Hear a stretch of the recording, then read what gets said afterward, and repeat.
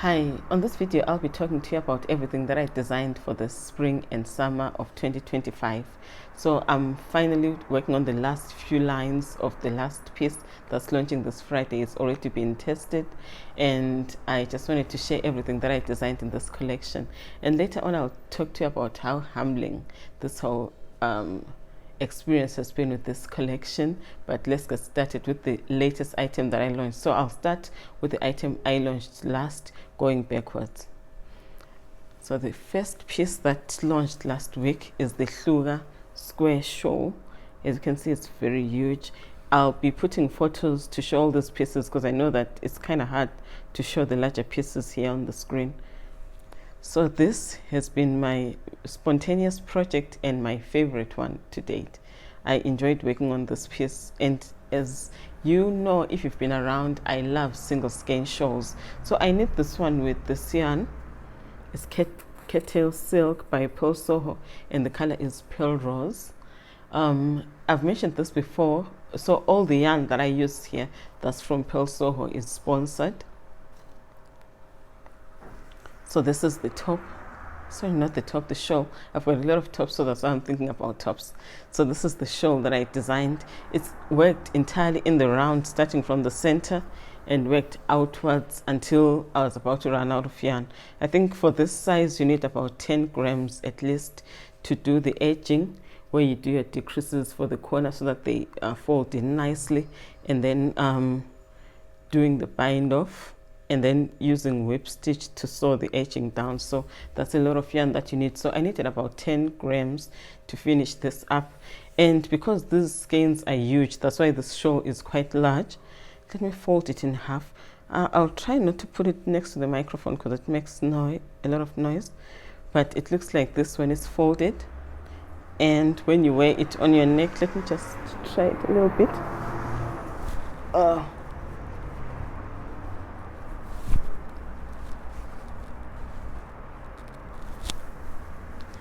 It's quite big and comfortable. This is because the skein of yarn is 618 yards, and I think it's about 565 meters, so that's a lot. So I think if you're using a regular fingering weight skein, because this is a fingering weight yarn, if you're using a regular fingering weight skein, I think it's usually about 320 to 350 meters, and the light fingering weight can go up to about 400 meters. So you need more than one of this to get the same size. If you want a smaller scarf, then that's fine. You can just use one skein. So this pattern is now available on Ravelry and Etsy, just like everything else that I'll be showing today. Okay, not everything. The last one is coming out on Friday, but I'll show that one last. So this is the Hluka square shawl. So it was inspired by the original Hluka shawl, which is diamond shaped. I launched this one in the summer of 2023. It's a diamond shaped shawl, and I like this pattern because it's simple. And with this one, I made sure that the increases were invisible. You can't even see where I did the increases on this one. And I noticed some interesting differences as well in the yarn, because this is 100% silk and this is 100% merino wool. The lines here, these gutter ridges, tend to compress and come closer. I had to steam block it for it to look like this, but it tends to kind of shrink. As you can see here, towards the center, it's shrinking into itself. And then when you look at it on this one, after blocking it, just flattened out and it didn't shrink. So one thing that I did with this yarn, I used some really hot water. It was so hot that it was not very comfortable to touch when I put the shawl for blocking. It wasn't really boiling, but it was very hot because I wanted the yarn to soften up and to really open up, and that's what happened here. I love the drape. I used 4mm needles to knit this, and the recommended needle size is 3mm to 3.75. So when I went up to 4mm, I had this very open stitch work and a very drapey fabric. So I really love this shawl. It's currently my favorite. I think it's because it's the last one that I did, but I love the way the yarn behaved on the project, and I love the final look of it. So this is not exactly a cold weather shawl. Maybe for the fall or for some climates that are not too cold, you can wear this. But if you live in a very cold climate, this is not going to work on really cold days. But you can always substitute with yarn that's appropriate for your region. So this is the first item. And then the next one that I did for this collection is the pillar top. The one that launched just before the show is the pillar top. So let me talk a little bit about the inspiration behind the designs that I did for this collection. When I was planning and thinking about this, I sat down and thought about where would I want to wear my knits. So before I started designing knitwear and before I had kids, I used to work in the corporate space in finance. So I was thinking about the fact that most people who knit have jobs, and when they go to work, they in some places people can be a little less formal than others, of course. And I was thinking that had I still been working in the corporate space, and fortunately all the companies I worked for were not rigidly formal about the items that we wore to work. So I was thinking about items that I would have wanted to wear at work and wanted to wear casually on a weekend and would want to wear if I was lounging at home. So I wanted the pieces to fit in all the areas of life, because truth be told, most people spend more of their time at work than anywhere else.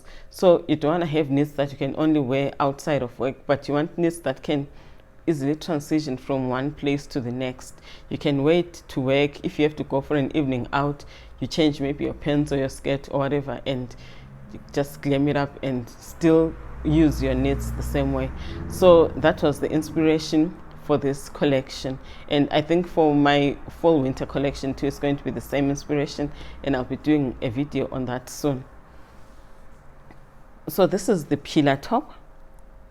It's got this very simple eyelet pattern, and I wanted to get some good shoulder coverage, and most of my tops that I launched this year, actually all of them, are bra strap friendly, because I don't want to be knitting for a long time and end up with a top that I can't easily wear with a bra.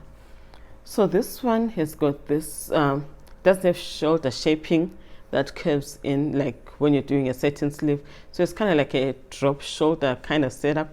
And when you put this edging here, you get some really good shoulder coverage. It almost looks like a very short sleeve. So as I said, I'll be putting up photos for this. And I also did this crochet edging, and I've got a video for that one too. So this is the crochet edging that I did on the top to make it look neater and steadier.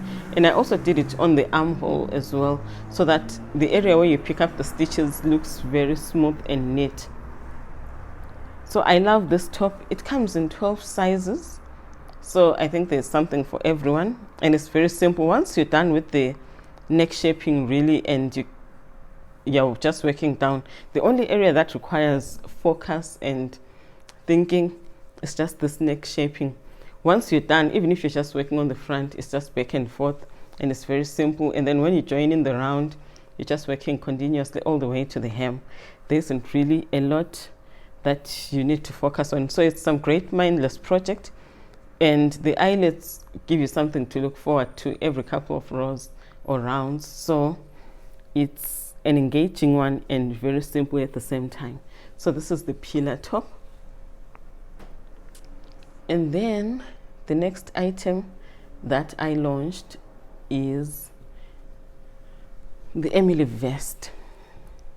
So I knit this one using I forgot to mention it, on the pillar top I used this yarn here. This is Purl Soho, and this is the yarn is cotton pure, so it's 100% organic cotton, and it's a sport weight yarn. I used 3.5mm needles, and the color is heirloom white.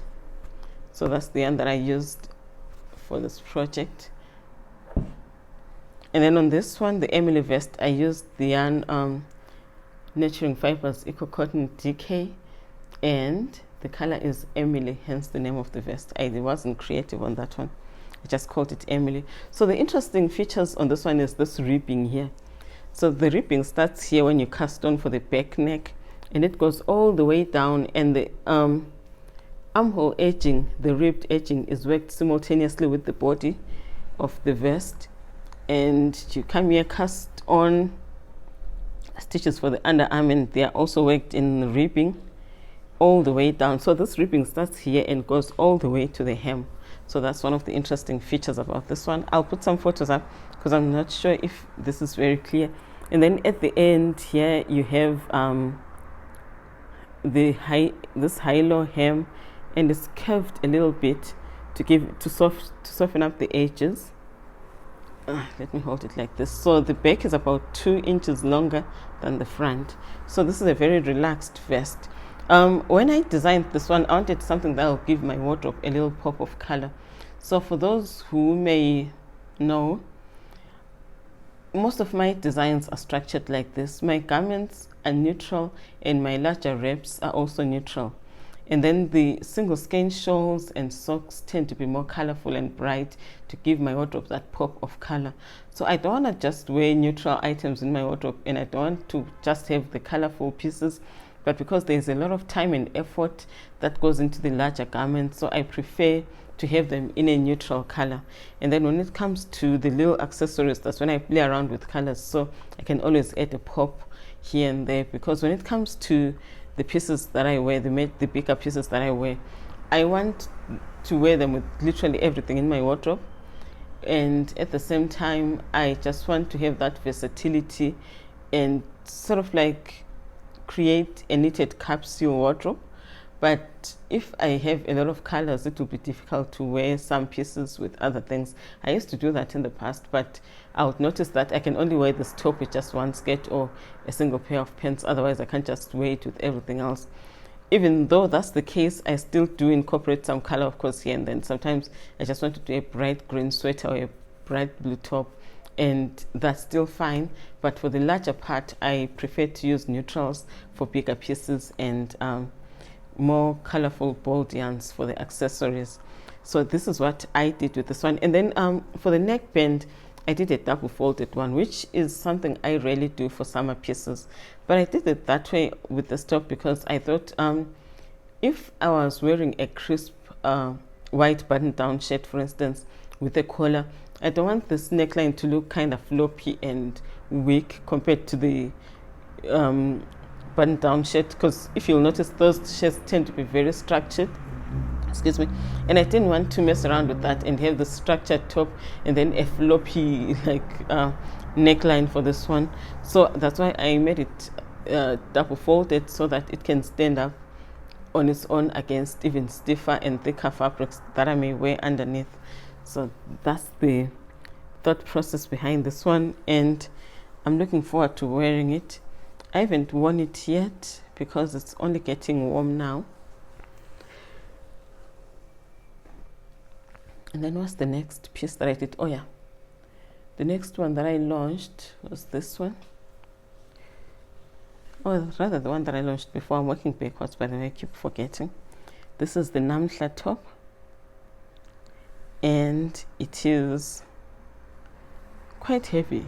This cotton yarn is quite heavy actually, and it's also a sport weight yarn. So I knit this one with the same yarn as the pillar top. So the main color is this one, Brown Date by Purl Soho. The yarn is cotton pure. Okay, I've still got a label for this one hanging in there.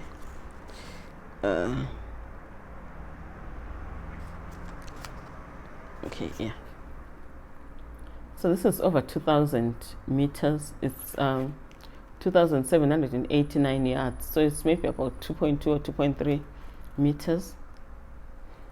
And that was the main color for this top, and I really love it. You know, it's a brown, but it's got some greenish undertones, like olive green. So it's a very beautiful shade, and the stripes were done with the heirloom white, of course. I enjoyed working with this yarn. It's very crisp. It's got good stitch detail. I think it will even look great with cables or other well-defined textured stitches. I'll try those ones sometime. So this is the top. When I knit this one, I wanted something that's quite dressy, something that I can, you know, even if you're wearing black pants or you're wearing linen pants or whatever, it can look really beautiful and dressy. So the back is started right here as well. You start with the back neck stitches and increase all the way across to make sure you've got enough stitches for the body. But as you'll notice, this one has got this very long increased line because I also incorporated the sleeve whilst doing the back and the front before separating them. As you can see, when I got here, I had to bind off the stitches, and let me see, I don't know how I can show this though. So as you can see, the sleeve portion is incorporated into the back and the front construction. And then when I was doing the edging, I picked up the stitches, worked stockinette, and then folded over and rolled it back to have this nice folded back edging of the sleeve. And I sewed it down here so that it doesn't keep flip-flopping all over the place. So that was the sleeve. And then the neckline, of course, is just stockinette folded over, and I used a crochet edging when I was folding this down to create a neater edge. And the hem is a folded hem, so there's no ripping in this top. So the hem is folded. There's this reverse stockinette row around that makes folding so much easier. And then lastly, let's see, oh yeah, and the little patch pocket at the front to give it that extra thing. I don't know what to call it, but I wanted to add something that will just make it look more dressier and chic. So that's the Namhla top. I used 3.5mm needles on this one as well, and I think it comes in 10 to 12 sizes. So all the patterns, I think they're in 10 to 12 sizes. Then the next item that I had is this one, this little shawl. What's the name of this one? I think I've forgotten the name of this shawl. I don't remember it. Okay, if I remember it, I'll let you know. But guys, just so you know, I've now got over 220 patterns, and I never thought it could ever happen, but I've reached a point where I go blank on some names. Sometimes I look at the pattern and I can't even remember the name. So I'll try to remember this one. But anyway, I'll have all the items included in the description box. So I'll link everything below. I think I'll, to make things easier, I'll just link the whole bundle of the patterns. So yeah, this shawl is worked from one tip to the end. I don't know if I called it the Leroy scarf, but I don't think so. But anyway, I started from one point, worked to the center, and it decreases. So I started working on this when the announcement came out that Brooklyn Tweed was no longer going to be producing yarn and selling their yarn. I was really sad. I'd been keeping this yarn to work on this project now for the fall winter collection. So I ended up knitting it much earlier anyway. So I wanted something that's very simple that can also give a pop of color. As I mentioned, I like working on my accessories in brighter colors just to give that pop in my wardrobe. So this is the yarn I was using, Imbue Sport, and the color is Warbler, and the off-white is Crepe. And I like this color because it's got some little speckles, some are red, and there are some greenish ones as well, and some look like some neon yellow on the Warbler in particular. So I love the colors and I love the stripes. So I just did some basic triangle, and then the edging is double knitted, which was quite fun to do because it's a very skinny little double knitted bead. So it works up pretty fast and you don't have to think much. Once I had picked up all the stitches around, it was just flowing off my needles. And I've enjoyed wearing this one since I like smaller scarves, and since it was winter here in South Africa, I wore this one quite a bit when I was going out. It's very comfortable and the yarn is super soft against the skin, so that was an added bonus. So I still haven't remembered the name, which is really crazy, but anyway, I think I'll write it on the screen when I'm editing the video. So this is the scarf or shawl. And then the next item that I launched is, I think, my simplest project in this collection. It's the Lirato top. This is also a top-down construction with a little bit of some slip stitches to give it some interest.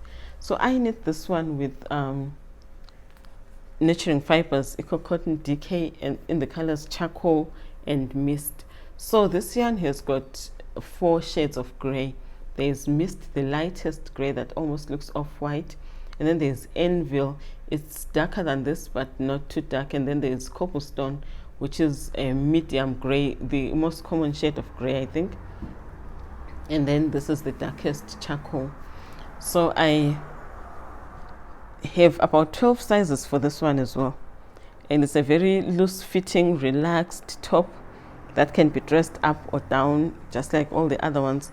And it's got the same surface crochet done on the neckline to give it that sturdiness and to make it neater looking. So that's the Lirato top, and it was a very relaxed and easy knit. I think, like I mentioned, it was the easiest one that I did because it's 4mm needles, and it just literally flew off my needles. And now the next item is this top here. And when I designed this one, I remember I wanted something that was going to be long sleeved, something that was going to be relaxed, because here in South Africa, when it's summer, it tends to get a bit rainy. So now we're almost getting into spring, but when we woke up this morning, it looked like it was going to rain, and it was a bit chilly. So every time it rains, it gets a bit chilly, but it doesn't get so cold that you need your thick sweaters. So what you need mostly is just something that's long sleeved, and that's why I decided to do some very simple pullover that you can throw on whatever you're wearing when it gets a bit chilly. So I can wear this with dresses or with pants or skirts or whatever. And it's got a very simple stripe pattern that's got some interesting colors that give that vibe that, okay, this is not really for the cold weather, it's just something I'm wearing for fun. The colors that I used here, the main color, of course, is vanilla. This is Eco Cotton again.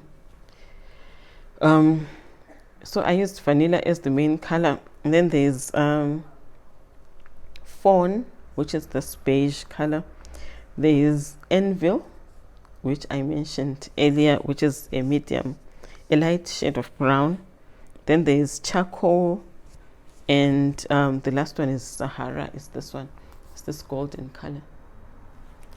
So those are the yarns that I used for these stripes. I wanted to make them interesting, so I did the very neutral light stripes first, and then the darker bolder ones, so that you could just have a mix of the two, not just have some very neutral ones. I thought it was going to look very washed out, and having bold ones was going to make it look like a cold weather item. So I mixed them both to give it that relaxed any season type of top look.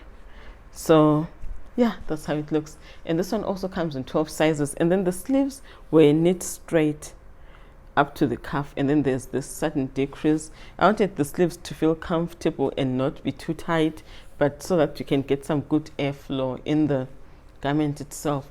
So one interesting thing about this yarn is that it's very cool to the touch. So even when you're wearing it, you're not really wearing it for so much warmth. I think in the morning when it was a bit chilly, I was wearing a long sleeved top underneath, and I took it out when I was doing this recording, but it was quite comfortable. Now it's warming up, so I don't need the long sleeve top underneath, but this is still quite comfortable. So that's what I love about this pullover as well. It's knit on 4mm needles, so it's a quick and easy one to work on, and it's very relaxed, and you can easily pull one off in a very short time. And of course, for people who live in a cooler climate and do not need a summer long sleeved pullover, this can be done in any yarn, in any DK weight yarn. In particular, you can work on it using some merino wool or any other warmer fiber that you can get your hands on. And then the other item that I want to show, which I launched earlier on at the beginning of the summer, or it was still spring, is this dress. I can't hold it all up, of course, so I'll just show sections of it. This is the zucchini dress, and it's really one of the items I'm most proud of this year that I've done. It's knit using the same yarn that I used for the Hluka square shawl, except this is knit with the yarn held double, and it's got these inseam pockets. I'm so proud of this construction because it took quite a lot out of me to make these pockets. As you can see, you've got this pocket that's shaped like a real pocket that you find in commercial garments. This is the pocket, and when it's inside the garment, it looks like this, so you can put your hands in your pockets. And it's A-line, so the shaping starts all the way here, right under the underarm, all the way down. And I did this construction because I wanted something where you didn't have to worry about more than one measurement. So as long as the dress fits up here, it just starts flowing out and away from the body. And in that way, the only fit that you should worry about is the fit across your chest and your back. Once that fit is sorted out, you don't have to worry about the body, because most of the time when we're doing dresses, you have to worry about the fit on the bust and the fit on the hips and how it looks like in the waist area. But when it's shaped like this, you don't have to worry about all those things. You just work your dress all the way down and it will fit whichever way, like either way it's gonna fit you. And then I did some short rolls on the back hem so that the dress doesn't hike up, because there are no short rolls here at the top. Since it's a tiny little band, I just did it without the short rolls and the scoop neck. So I scooped the neck both front and back because I didn't want to do much knitting at the top. And well, this is a dress and there's going to be a lot of knitting on the skirt. So when you're working on the back and the front, this can literally take a day if you've got that much time to knit. Let's say you've got the weekend off and you want to sit down and knit. You can do this front and the back panel in just one day and join here. So there's a lot of progress that can be done in just a day. And then you start working on the body. So working from here to the top of the pocket isn't a lot as well. So, and then when you're working the opening for the pocket, you separate the back and the front and you work them separately to create the opening. So most of your knitting starts here when you're working on the skirt. So it didn't really feel like it was some crazy lot of knitting compared to knitting a sweater. I'll still rather knit the length of the dress than the sleeves, which is crazy, of course, but it didn't really take as much time as I thought it would. Of course, I had started this dress the previous year, but I had overestimated the length I needed to get to the pocket. So when I blocked the dress, the pockets ended up being mid-hip. So I had to frock back all the way to here and work down this year. That's why this dress wasn't launched in 2024 and it became a 2025 project, because I literally had to frock almost half of it. And even then, it didn't feel like a lot of knitting on the project. So that's the zucchini dress. And then the last item in the collection that I did is the Gugule 2 button down shirt.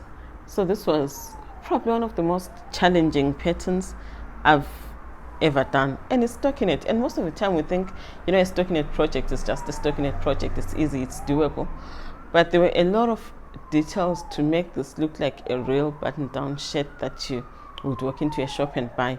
So this pattern was inspired by those fancy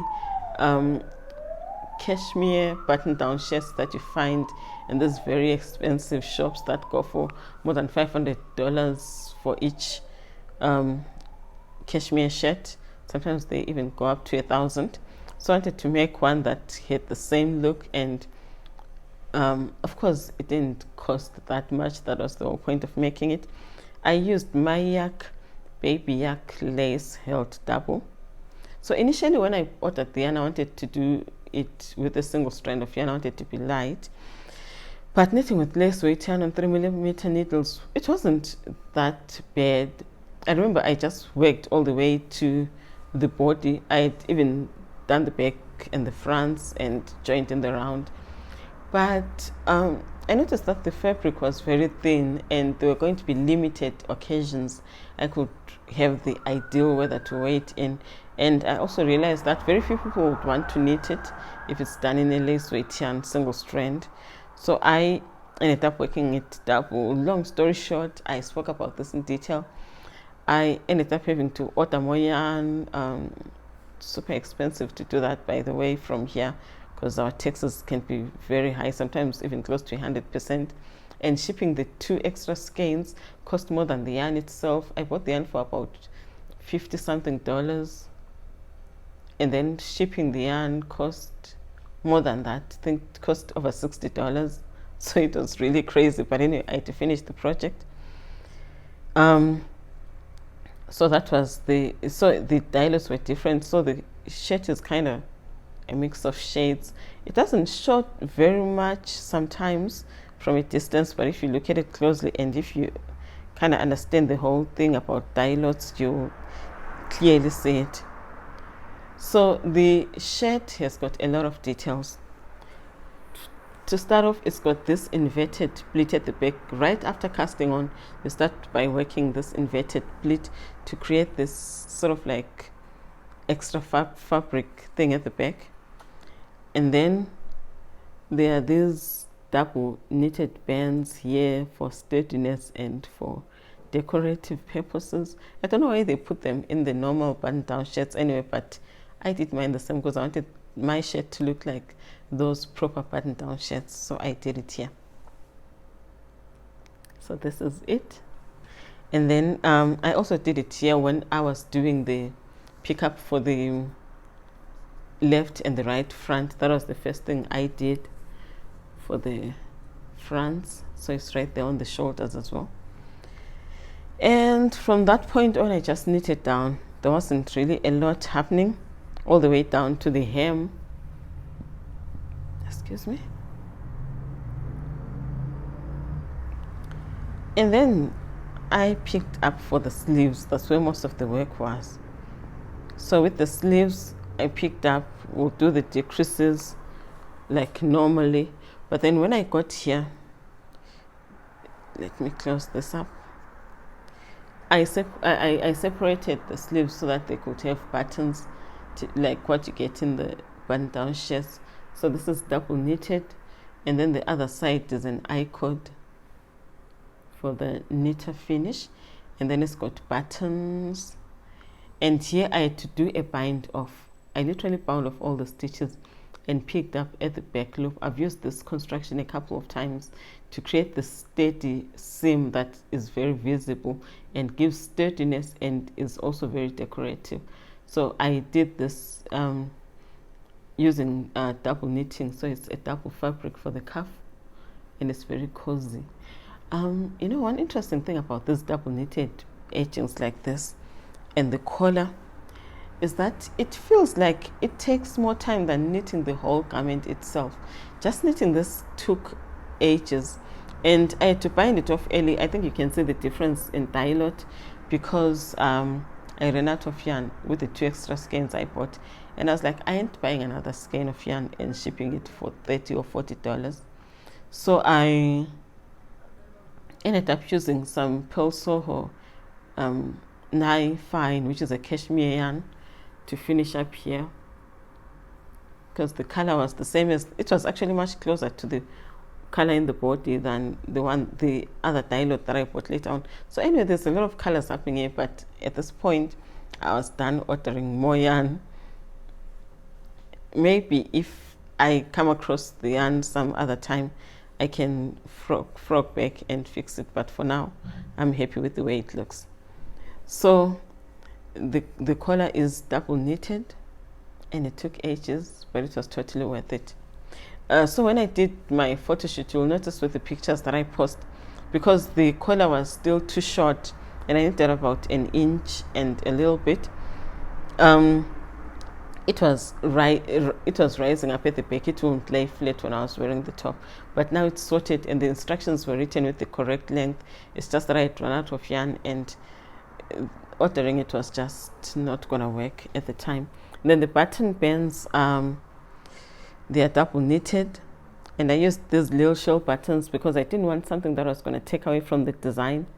I wanted some very simple pieces, some very simple buttons on this top. So initially I had planned to use these larger buttons. This is the last one that's still in construction that I'm going to talk about just now. I wanted to use those buttons, but they looked too overwhelming on this one. So I ended up using the smaller buttons, and they worked out just fine.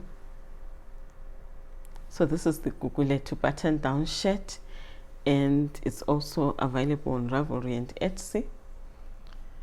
And then the last item that is still on my needles and is coming out this Friday is the Guguletu top. So that's the Guguletu shirt. This is the Guguletu top. So this was inspired by that top. I wanted something sleeveless and something relaxed.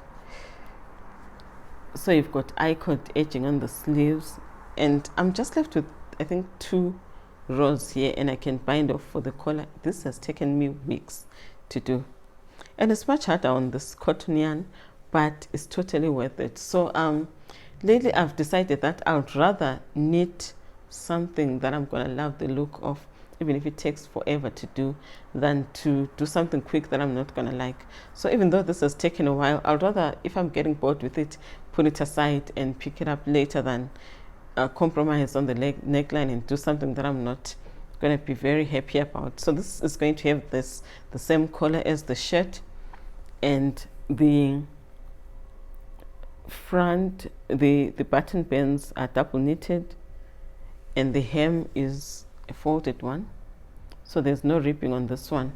So one interesting thing, when I bought these buttons for these 2 projects, I thought I was going to use the smaller buttons on this one and the bigger ones on the other one, but because that's a very light fluffy yarn, these buttons look too overwhelming on that project. And then now on this one, when I tried to use the smaller ones, they were kind of like disappearing into the garment because I'm using Eco Cotton by Nurturing Fibers, and the color is Carulens on this one, and this is a very stiff yarn. Okay, not very stiff, I'm trying to find the right word for it, but it's a thicker yarn than the baby yak that's used on that one. So the bigger buttons were looking much better. I hope this kind of looks okay because it's been in my project bag and I just pulled it out and brought it here, but I hope it looks clear. So yeah, as you can see, these buttons work out so much better on this one, and it's almost done, and it's launching at the end of the week. So yeah, those are all the projects that I did. So let me tell you about the humbling experience that I had with this collection. I had planned to do a lot more projects than this. Somehow, so I showed you 10 projects. Somehow I thought I could do about 16 or 17. Where I got that idea from, given the time when I started, doesn't even make sense. So let me show you the stuff that I thought I was going to do that I didn't do. I wanted to do a button down shirt that's got some lace. It's a very interesting lace pattern. I'm looking forward to that one, but I thought I could do that one as well, long sleeved. And this take ages because the details that you have to add on the button down shirts are more than what you'll do on a regular sweater like this or a cardigan. So I wanted to do one in white, and then I wanted to do a 3/4 sleeved top that was just going to have a relaxed fit. I love the way this one's going to look. And I had started this. Initially I had done it, since this is 100% linen, this is blackbird linen, and the color I think is bottle green. So I wanted to do a 3/4 sleeved top with this lace pattern that I used on the Knitwear shawl. But somehow, when I did I wanted to do it flat initially, and I wasn't enjoying the process. I was like, you know what, I'm going to do it top down. But I never got the chance to do it because, well, the season is over. So this is the lace pattern. Excuse me. It's the one I'm using for the Bugiwe shawl.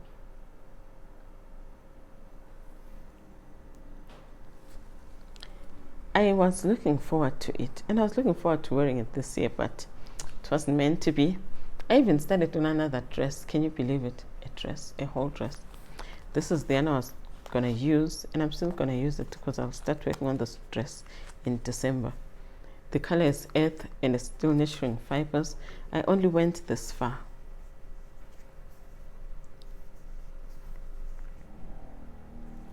On the back. And I, of course, didn't finish it. It's got some very muted, beautiful muted speckles. I love this color, and I'm seriously looking forward to knitting this dress. So it's going to be a very detailed construction as the other dress. It's going to have some very interesting features, so I hope you're also going to love knitting it. And I was also going to cast on a lace hoodie in this color, cocoa, and I had a cabled short-sleeved top in Sahara, and I wanted to do what's this, another pullover but in charcoal, because I really loved having this one. So I thought, let me do one. It was going to have some lace and some slip stitches and more texture, but I was going to do it in charcoal. So my plans for next fall and summer, no, not fall and summer, sorry, for the spring and the summer are sorted. I've got all the yarn. I think I just need yarn for one project, two at the most, but I just need to get yarn for one project. But my fall summer collection for 2026 is sorted out, because all the designs I wanted to do were not trendy pieces that are going to be out of fashion next year. So this is what I've planned to do going forward for my collections. For the spring summer collection, I have to start working on it from the 1st of December up to 30 May. So anything outside of that, if I get to 30 May and stuff is still in progress like this and it's not done, I put it aside and carry it on to the next time I have to work on stuff for that season. So all my winter items, I have to start from the 1st of June to the 30th of November for the fall and winter items.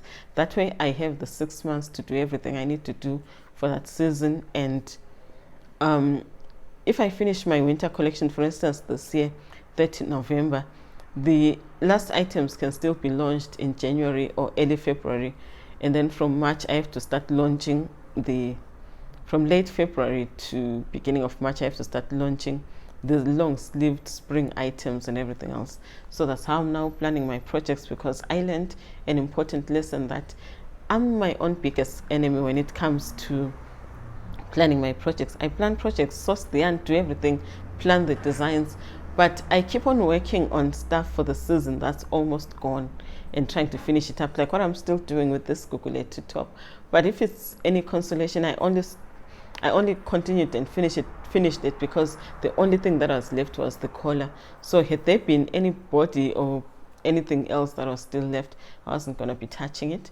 But because it was just the collar left and it was already out in testing, I decided to just finish this one piece. But now I'm exclusively working on the fall and the winter collection pieces, because by the 30th of November I'm going to stop and start working on those items that I've just been talking about just now. So this has been really humbling for me in terms of my planning, because it's easy to just think, oh, I'll start a top, I'll need 4 tops up. But in reality, it doesn't happen that way. Sometimes you have to frog back, or sometimes you just find yourself working only 1 inch of a garment in a day for like weeks. So I'm just trying to be realistic about what I can achieve. I know I'm gonna lose it along the way somewhere, but at least I'll be very close to a very realistic approach to my collections. So thank you so much for watching this video. The next one I'm going to be doing is what I'm currently working for the fall and winter collection, and showing you the yarns that I've acquired for the designs for this upcoming collection. Thank you so much for joining me. See you next time.